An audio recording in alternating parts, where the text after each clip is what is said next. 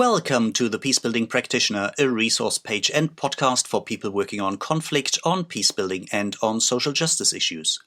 My name is Björn Eser, and I'm the founder of and shaker and maker behind the Peacebuilding Practitioner.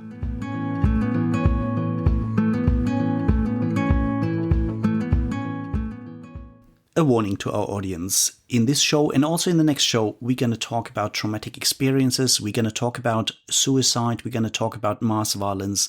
We're going to talk about life-changing events. So please be aware, if this is something that might trigger you, maybe this show is not for you.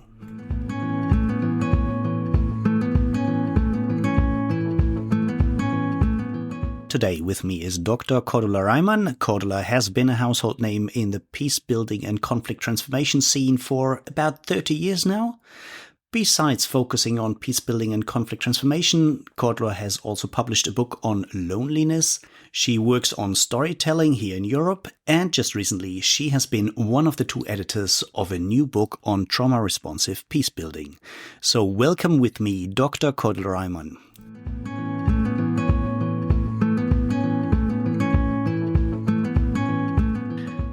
Today, I have the pleasure of having with me Cordula Reimann, a fellow peacebuilding practitioner, a strong advocate for systems thinking in conflict contexts. We have known each other, Cordula, I don't really remember, I think 15 years or something along those lines.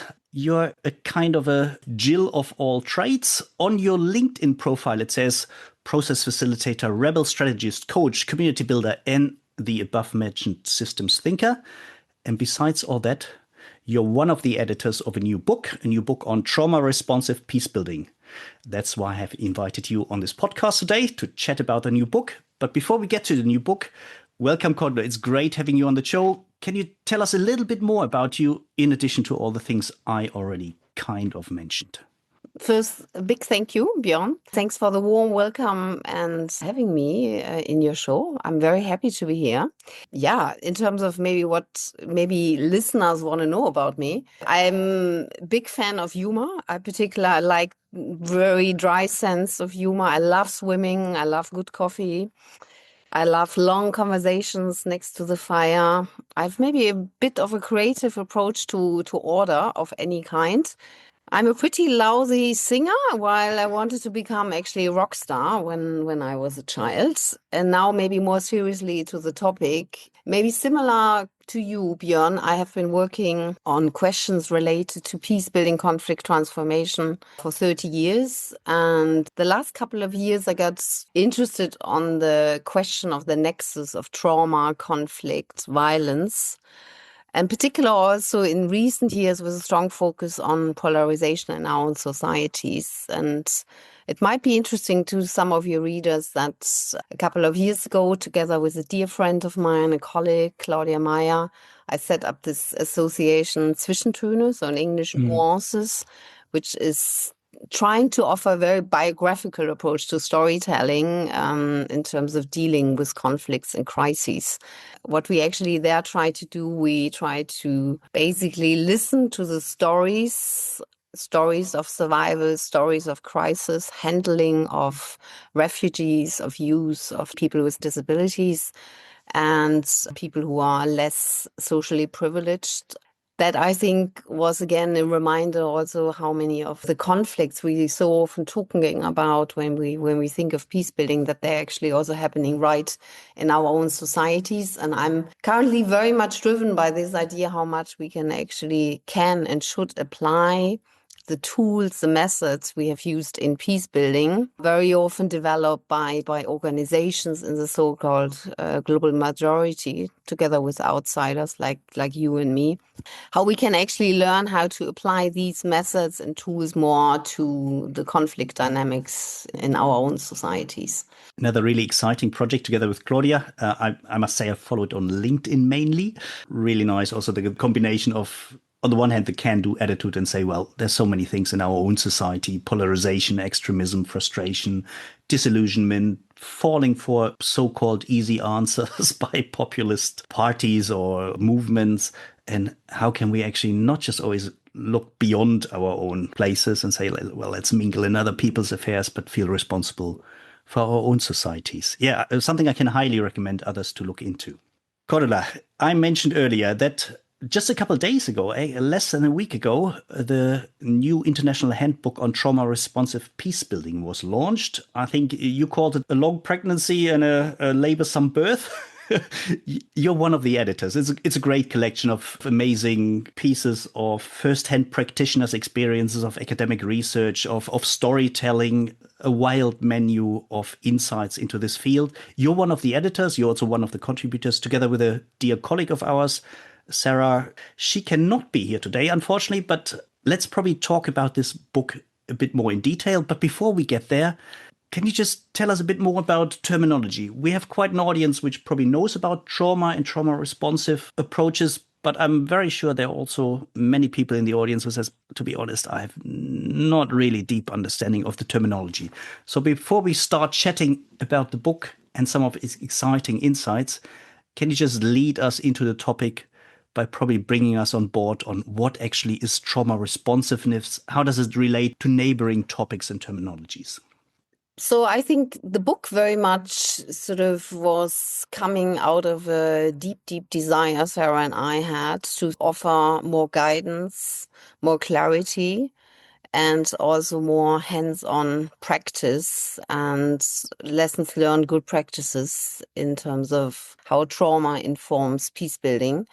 And we actually found that there was a lot of definitional imprecision, and we found there was this kind of cacophony of different terms and different definitions. And some people talked of trauma sensitivity, other people talked about trauma informedness, and then there were still others who talked about trauma responsiveness, a little bit along the lines you were already alluding to.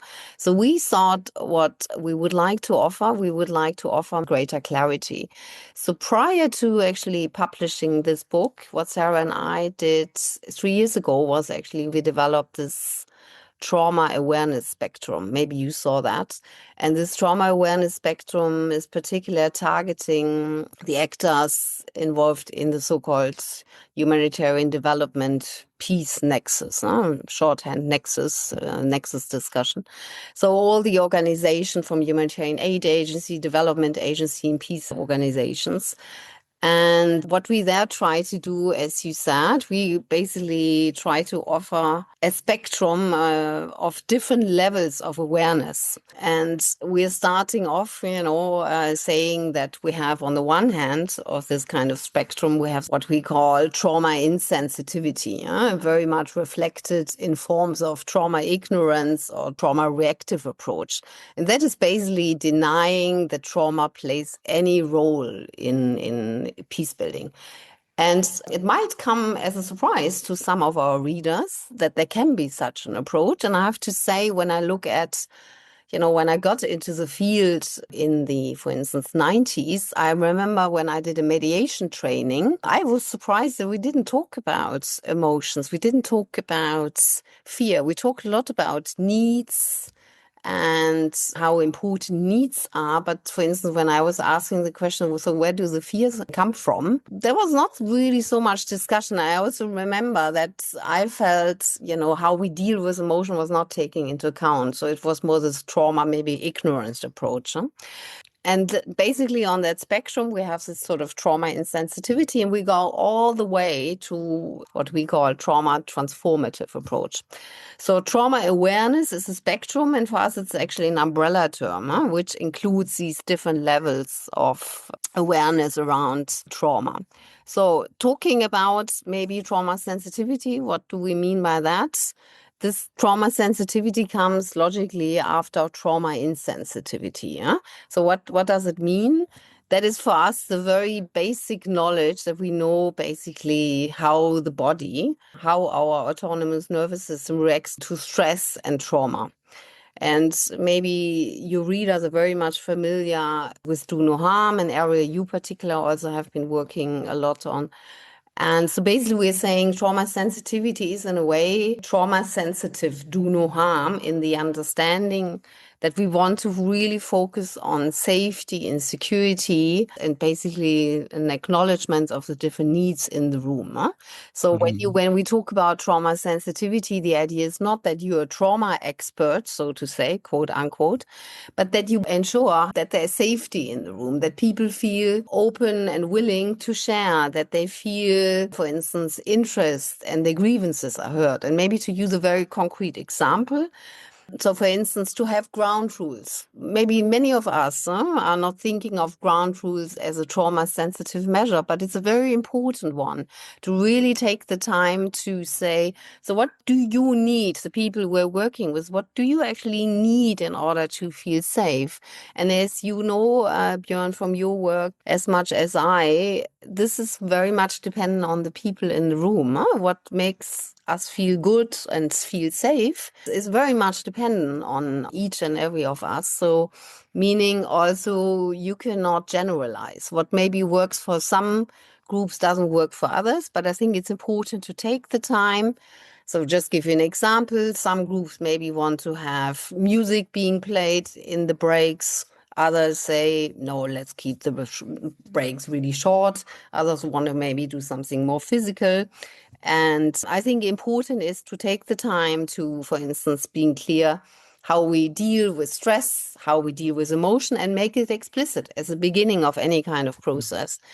And then maybe another example that the agenda should really address the needs of the people who we have here. So if we know that we're dealing with people who, for instance, are working in a context of active violence, and we want to make sure that we have enough space where people can also recharge their batteries, that we invest a lot in recreation, that we invest a lot of time also in team bonding and connection. So trauma sensitivity in a nutshell is basically the very basic knowledge of, we know how the body works, how it reacts to stress and trauma, and that we basically create the sort of conditions for our work. It's more on the how than the actual what. So that's trauma sensitivity. And then further down the spectrum, we have the trauma responsiveness or the trauma, no, sorry, we have trauma informedness. I forgot that. The trauma informedness is basically the institutionalization of a particular trauma awareness. So when we talk about trauma informed strategy, that means that there is an institutionalizing process happening. In other words, we have an organization which has, for instance, a duty of care mechanism in place, that this is an organization which really lives by the principles of safety, transparency, support, cooperation, and so on. And again, some of our listeners may be surprised by that, saying, well, doesn't that exist? Well, in my humble experience, very often that doesn't exist. To give you an example, many of our authors were sharing examples where they have done particular stressful peace-building work in active violent conflict, and then they came back to the organization. And then they were expected to function as normal. There was no aftercare. There was no checking in. There was no supervision. There was no coaching. There was no wider learning process offered for all the people who have been through similar kind of challenges. So, for instance, in our book, we have Friederike Bobenza from South Africa exactly working through her experience in Sudan and how she actually learned to deal with that. So trauma informedness in a nutshell is about the institutionalizing of the trauma awareness. And then further down on the spectrum, trauma responsiveness, also the title, or very much in the title of our book, is basically when we put trauma as the core focus of the strategy of the peace building work. So it's not any longer just like in trauma sensitivity where we want to create the conditions of safety and security. But here the focus, the entire focus of the work is really on trauma, individual, collective trauma. So the knowledge here is, in terms of trauma, a far greater one than in terms of trauma sensitivity.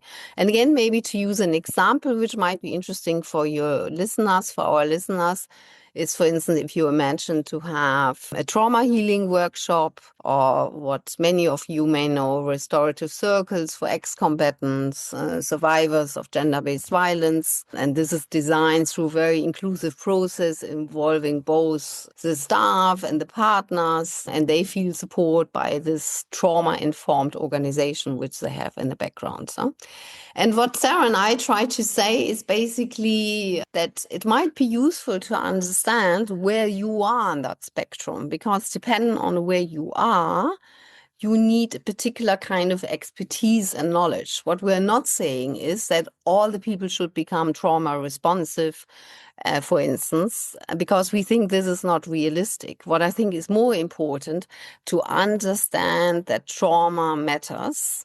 And it matters for every organization, but maybe not every organization can be trauma responsive or has, for instance, the expertise, has been maybe the mission or the organizational profile to be trauma responsive or even trauma transformative. But I think what we are saying, what should be the minimum, is to be trauma sensitive. The absolutely minimum should be for all organizations. And maybe it's useful to think of a similar discussion we had around conflict sensitivity and peace building, that we are saying not all development organizations should become peace builders, but all development organizations should be conflict sensitive, because being conflict sensitive is also not the same as working on peace building. Thank you very much for that introduction. And again, I can highly recommend people to have a look at that spectrum you and Sarah developed 3 or 4 years ago. I think even for people who really only have a first introduction, a first interest in the topic and calling on themselves to be more ethically responsible in their work, I think it's a really great introduction. And just looking at my own experience, I mean, I'm now working in this field for 28, 30 years, something along those lines.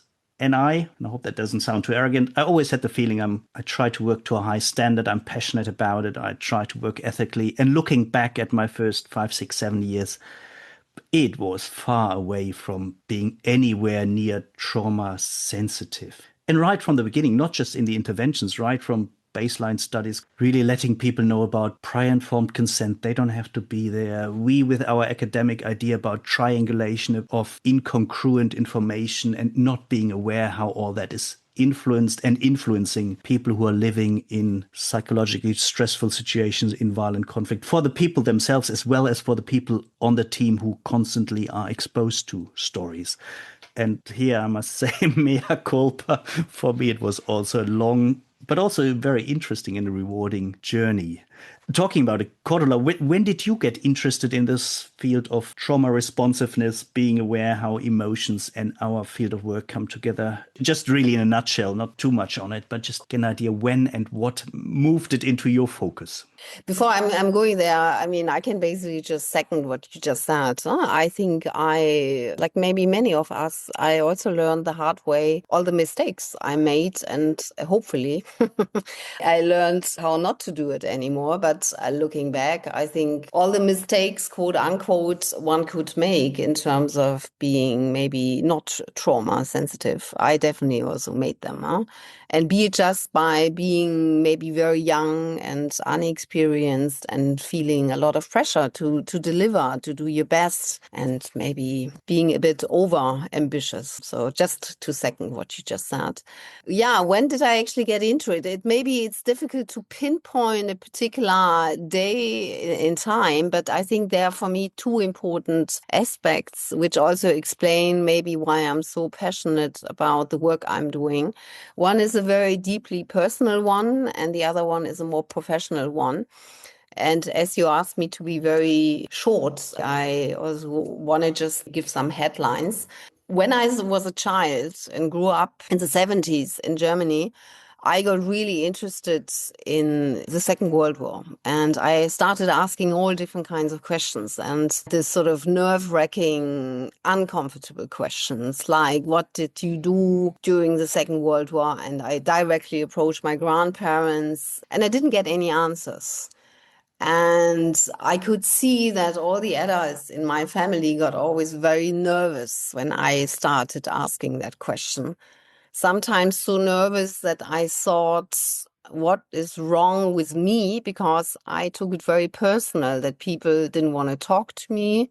And that I could tell there was always this change of mood every time I raised that issue.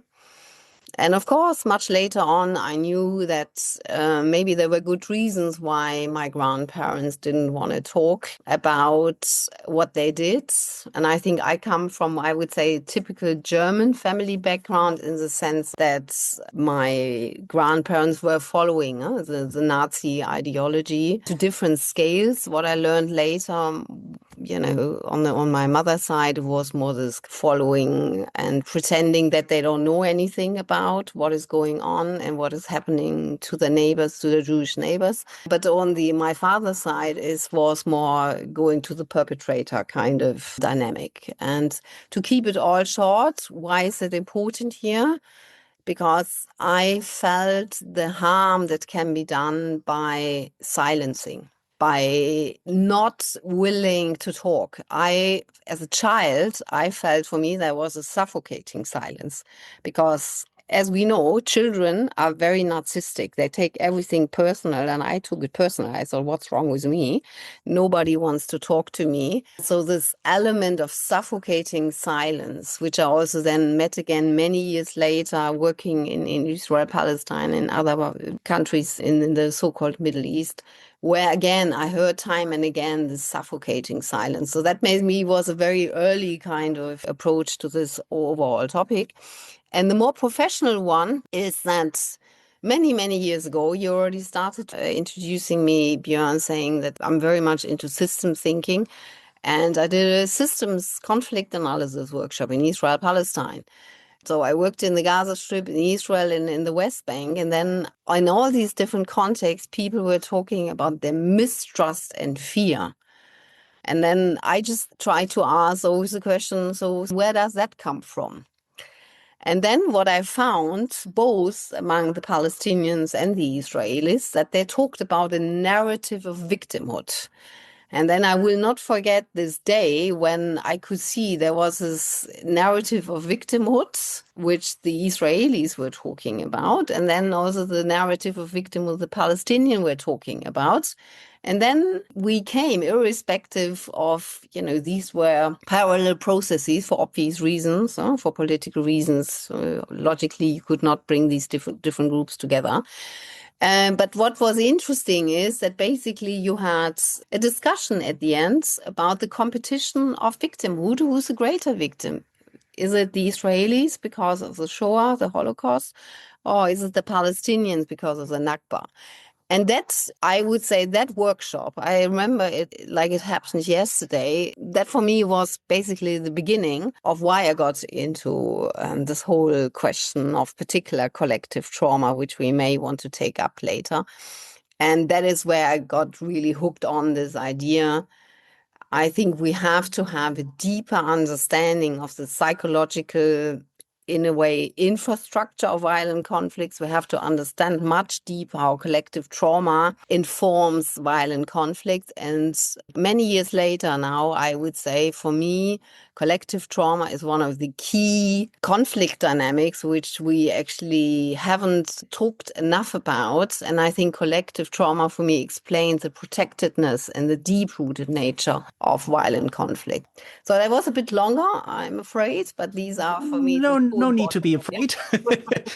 I just know we want to talk about so many things and want to go into detail and provide value and depth to the audience that I'm a bit afraid we're going to sit here for 3 or 4 hours, which would be lovely, but in terms of making a podcast might be difficult. But thanks for also openly sharing personal stories. We already mentioned in between the lines that the awareness that we need to look more into fears, emotions, trauma, psychosocial dynamics when we actually work in violent conflict contexts. And I think in the last 10, 15 years, there has been some progress. There has been more sensitivity around it, but there's obviously still a long way to go. You now made it even more complex, I think, which is important. When we talk about trauma, we're not just talking about the personal level, we're talking about a collective level, but we're also talking, and you mentioned this in your personal story, about a transgenerational level, about all these different dynamics coming together. And I think this is really important to be aware of it and also take it on as a call to action to ourselves to get a better understanding, at least on the knowledge level, even if we're not on the skills level yet, as individual peace builders.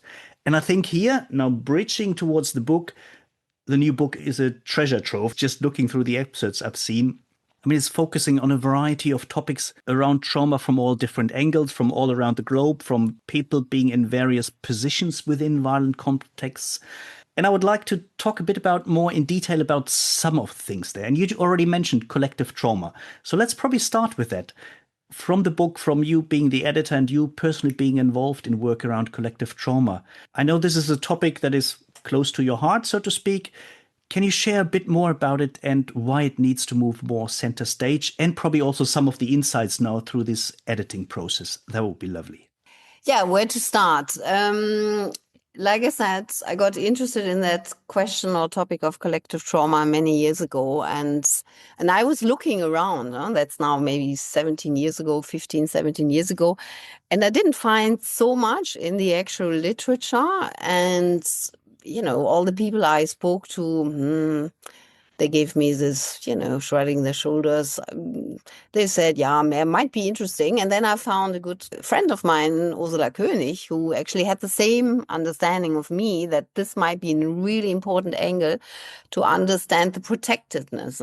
Why so many conflicts are so deep-rooted, meaning why do we see cycles of violence re-emerging? We may have maybe cessation of violence, and then out of sudden, again, we have the escalation of violence as we see or have seen for the last 50, 60 years, for instance, in Israel, Palestine, and in many other places. So that's a really important, maybe right from the start, to clarify that I really thought, and that is where I'm now focusing on, that collective trauma might be very important lens, an analytical lens to understand this protectedness.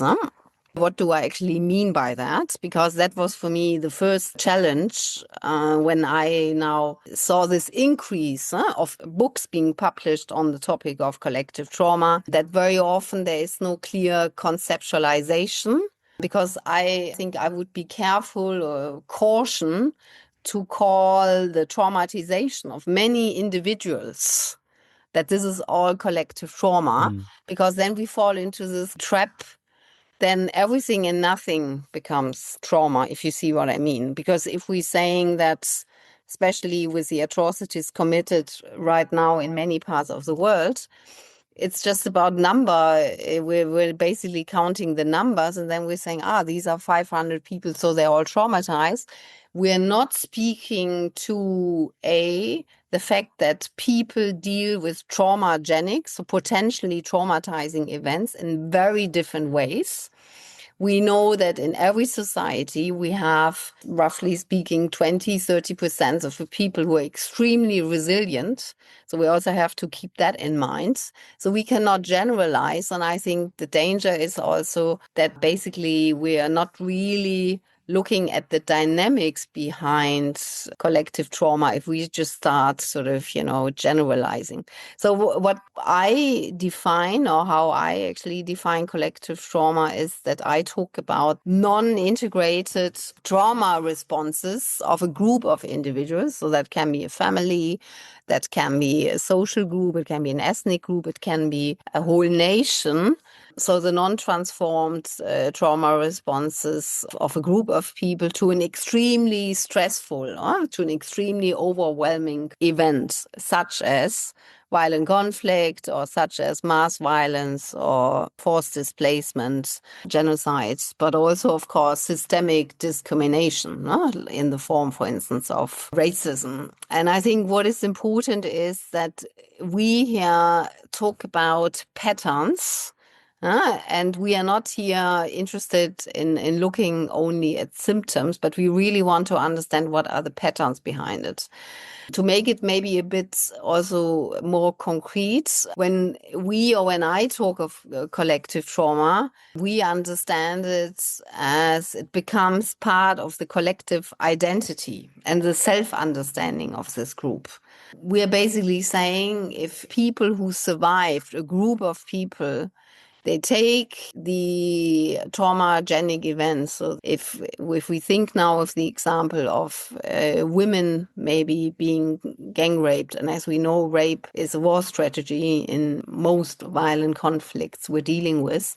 If the women are then saying, this what happened to us is now our identity. We as women come together because we were raped.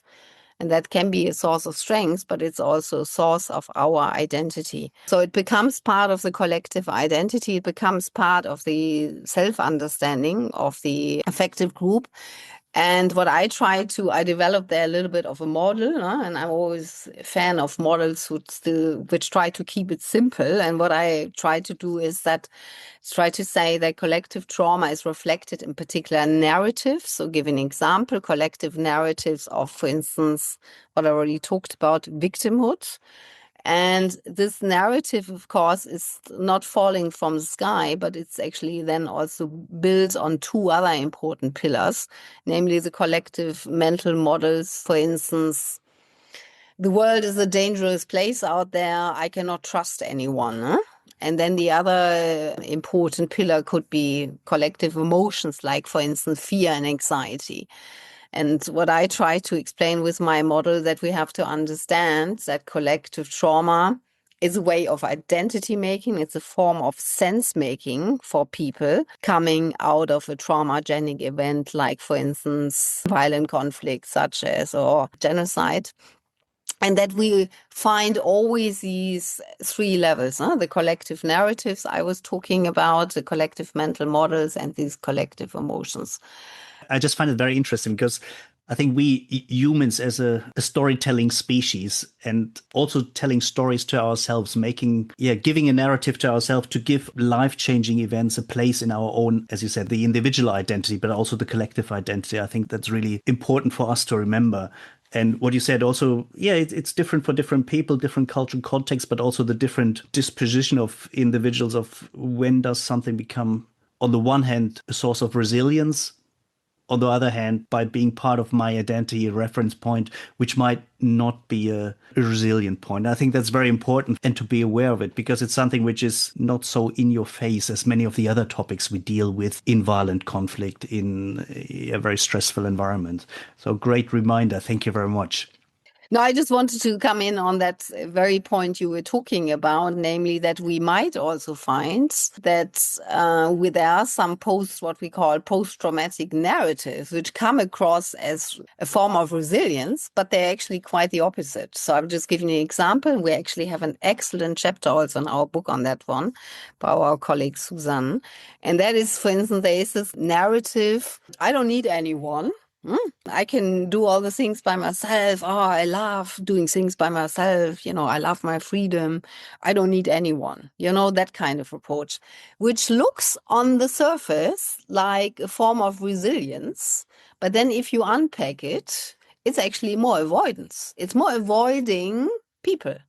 Do you see what I mean? So I think that's maybe also interesting that sometimes what we perceive, that is a very resilient person, when you then have a closer look at maybe some of that particular person's behavior, is actually maybe not such a constructive way of dealing with their own trauma. So maybe just to add that also resilience comes in different shapes and forms, and we have to be careful that not everything which actually looks like it is resilience can be also, maybe an ill-thought strategy of dealing with trauma.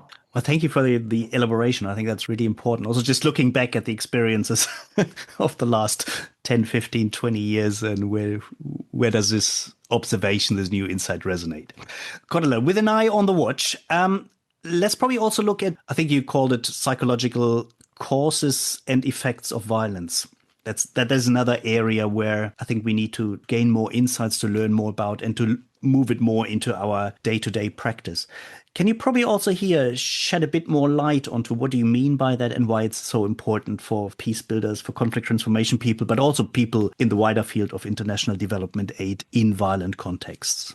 maybe you allow me, Björn, to focus maybe on a couple of the psychological causes and a couple I sure do, of effects, huh? Cordula. Yeah, thank you. Because there are quite a few, and so maybe if you allow me to stick to some of them, I think first of all, when we talk about the causes, we have to talk about that, of course, violence can be learned. So, in other words, it's a question of social adapting to your environment. How do we learn? We learn by copying our parents, our friends, our peer group, what we see, what's going on in society. So we observe and we copy. Now, if we grow up in a violent environment, then of course, what are we doing? We actually consider violence normal, but we will also start copying it. And we may also, in a way, normalize violence because we see it everywhere. So we see maybe violence in the media.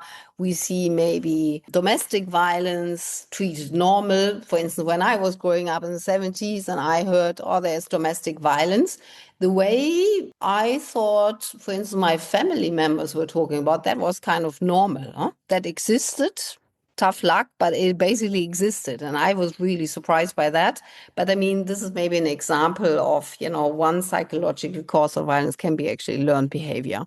And the effect is that it becomes, quote unquote, normal. It becomes an acceptable way of being and behavior. Then maybe another important cause is this, what is in the literature called the frustration anger hypothesis. And Sarah also talks about that in the chapter. And that basically means, or that basically suggests that when people are feeling actually blocked from achieving their goals, the frustration builds up within them and they turn then to aggression. So if we now have people, and we also again may want to remind what are the people currently going through in the day and age of polycrisis. We have a lot of people who live through chronic stress, also in our own societies. Chronic stress because of poverty, chronic stress because maybe they have been jobless for a long time. Maybe they also have some personal challenges and personal perceived failures. So you have some form of chronic stress. And with that, maybe a feeling of humiliation, a feeling of powerlessness. And then on top of that, many of us don't learn how to cope with these crises. I mean, we don't learn that at school, and many of us pick that up during life, but there are also quite a few people who may not have these resources or that clarity of these resources. And then in a way you could argue, and that is basically the sort of, thrust, the essence of the frustration aggression hypothesis, that violence becomes in a way an emotional release. It's a way of coping. Another important cause, and bringing it back again closer to trauma, is of course, we know that trauma, from the trauma research, that people who experience trauma, especially when they are very young, they are at very high risk of becoming violent themselves. We know from the trauma research that if children experience abuse, particularly sexual abuse, physical abuse, if people or children are emotionally elected, especially for a long, long time, that this will, of course, lead to unresolved emotional pain, to trauma. We know from the research that the more people have been traumatized, the more there is a likelihood that this kind of trauma may also result in a form of violence. And again, I think here I would like to stress violence is not only showing up in terms of physical violence. We can also, of course, have verbal abuse. We can have emotional abuse. It doesn't always come in the form of physical direct violence. And then maybe another important cause is that when basically people stop seeing others as fully human, then violence becomes easier. So for me, this is maybe the cause, if I'm counting correctly, number 4, this sort of element of dehumanization, that you have prejudices, you have hate ideology, you get more and more into this us versus them thinking. And if you have dehumanization being more and more normalized, in brackets, think of what's going on in our world right now, huh? Then you can also say dehumanization also then paves the way to violence and becomes again more normalized. So maybe these are some important causes, and I would like to allow myself also to be focusing only on some of the effects, because again, there are many, if that's okay. So the important maybe first one is trauma in the form of so-called post-traumatic stress disorder, a term maybe which some of you may know, which originally was developed during the Vietnam War because you had these psychological abnormalities, quote unquote, difficult word for me, but abnormalities in the sense that the veterans came back from Vietnam and had flashbacks. They had high levels of anxiety, high levels of suicidal thoughts, and many people, as we know, also many veterans committed suicide.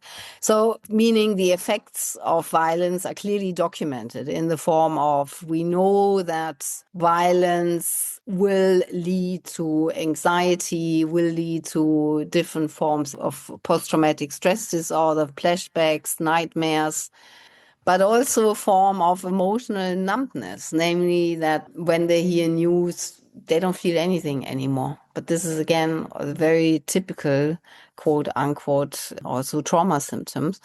And then, of course, we have other symptoms which are very well documented, like chronic fear, insecurity, and a loss of trust in others, and a strong, strong feeling of hopelessness and loneliness. Another important effect is maybe speaking to this frustration, aggression hypothesis I was talking about. We also have, of course, their equivalent when it comes to effect, namely that we have a sort of what I already alluded to earlier, this so-called aggression cycle. So these cycles, these vicious circle of violence, that people who have been exposed to violence are basically more likely to become violent themselves. And this is, I think, a message which, especially in this day and age, where again in Germany we talk more about also arming. Some people think or prefer the term rearming, but that is maybe another discussion, where we have to be clear what we are actually talking about when we again seriously consider of getting ready for war, what we're actually here talking about, okay? So that people who have been exposed are very likely to become violent themselves, and what that actually means for the wider society. So we have to talk about that the vicious circle of violence will create some kind of self-perpetuating cycle across generations.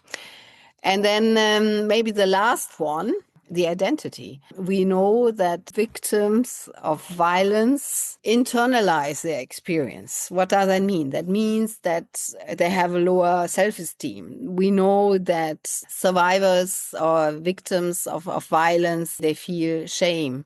They even feel self-blame. They feel very often powerless and lonely. So this, in other words, violence has a direct effect also on the identity of each and every of us. Well, thank you very much for opening up this whole umbrella of what you said, causes and effects, and just pinpointing us to a bit more insights into some of them. Very interesting, very revealing. And maybe one thing here, when you said earlier about the us and then the dehumanization, the preparing the ground for violence against others, I can only highly recommend a book which I think is already almost 100 years old, which looks at the language, how using language prepares oneself to be able to see others in a dehumanized way. And by using this language, which puts others down, which creates us and them, then preparing action. And here I think you probably know it, Viktor Klemperer's Lingua Tertii Imperii, the language of the Third Reich, almost 100 years old, I think still, or once again, even more than a couple of years ago, such an important book to look at. Yeah, what does it actually mean, the power of language and creating the preconditions for violent atrocities? Cordula, I know many of the listeners here are really they're practitioners. They are interested in concrete examples, but also in things, well, what does it mean for me? What could I, as a facilitator, a development practitioner, peace building practitioner, a social rights activist in our own society, What does it mean for me, and what are probably hands-on ideas on getting active, getting better equipped, building our own capacity? Can you probably, to wrap this interview up, share some insights into this? First of all, I think to become more aware of our autonomous nervous system, to really understand how does our body function, how does our body relate to stress, how does our body relate to trauma, what are my own triggers, very, very important points, which I think I cannot stress strongly enough. I think we all have been in context where we were facilitating. I'm sure you have been there, Björn. I definitely have been there, where there were some challenges. That, for instance, a participant got really emotional, very upset, and then we have to have a way of dealing with that. So I think to get that knowledge, it's not rocket science. It's very easy to understand.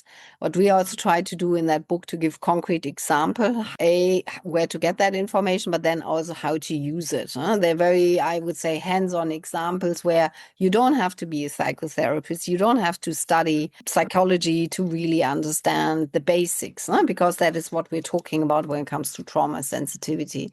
And I think this is maybe, the message, also the invitation I would like to send out to your dear listeners to get that knowledge. And I think you will see that it will make your work even more effective. So that's more on a sort of maybe personal level, but coming back to the question of collective trauma. And maybe to give an example, which we also touch upon in our book from our dear colleague Angela from Colombia. And there maybe to give the example, you had in Colombia also Truth Commission. And the Truth Commission collected these testimonies from the victims across the country. And they did that while having integrated the psychosocial support into the whole truth-telling process. And they created spaces for community to reconstruct their collective memory, for collective healing, for connection, for coming together. Same time, the civil society provided, shared, offered spaces for community healing rituals, for arts-based memory projects like theater, mural, storytelling, and also offered different trauma-informed, here we go again, trauma-informed reintegration programs for ex-combatants. Why is that important? Or you may wonder now, okay, how did this actually transform collective trauma? I think to me, it did that because it reframed the suffering into a shared narrative rather than just the sort of isolated pain of some groups. It also validated the experiences of the victims at a more national level. And it also helped, in my humble understanding, to shift from this identity of victimhood more to agency and responsibility and recognition.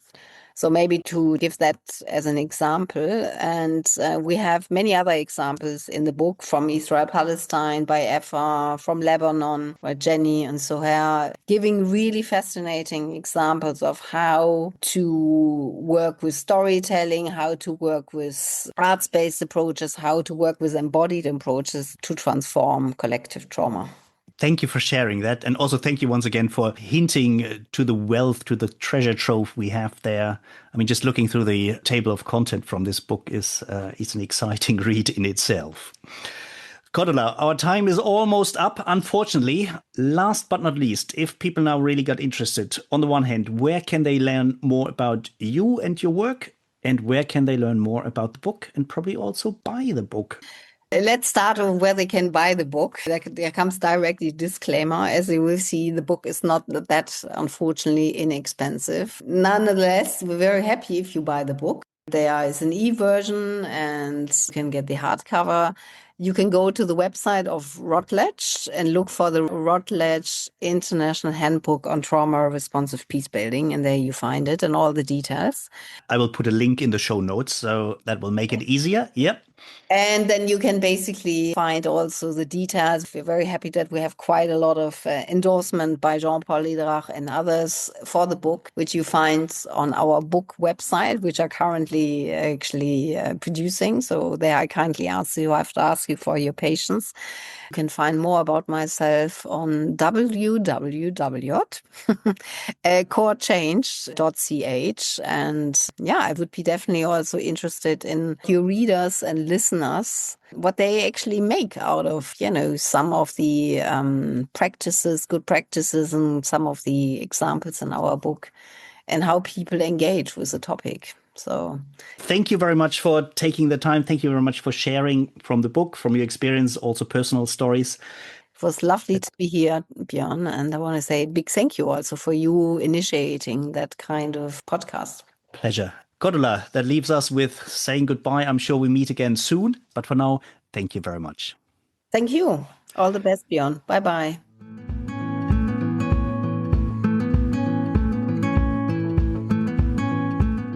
So much for today. I hope you enjoyed today's episode. Make sure you hit the subscribe button so you won't miss out on any of the future episodes.